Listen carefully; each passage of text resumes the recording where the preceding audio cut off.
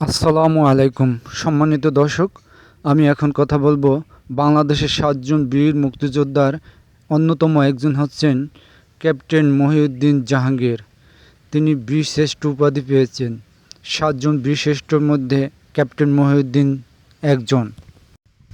দর্শক, তার কলেজটি আজও কতটা অবহেলিত সেটা দেখানোর জন্যই আমি দাঁড়িয়েছি এখানে।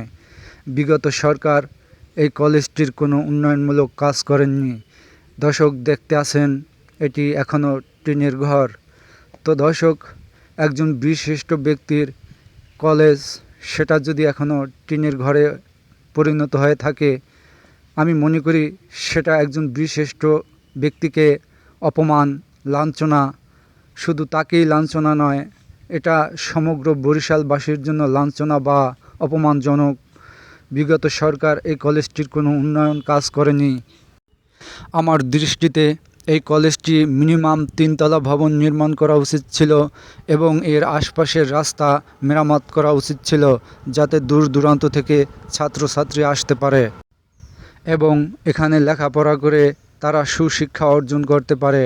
আমি সেই লক্ষ্যে কথা বলবো দর্শক, ভবিষ্যৎ সরকাররা যেন এই কলেজটিকে এসে পুনর্নির্মাণ করার কাজ হাতে নেয় এবং এখানে ভালো ভালো শিক্ষক নিয়োগ করেন।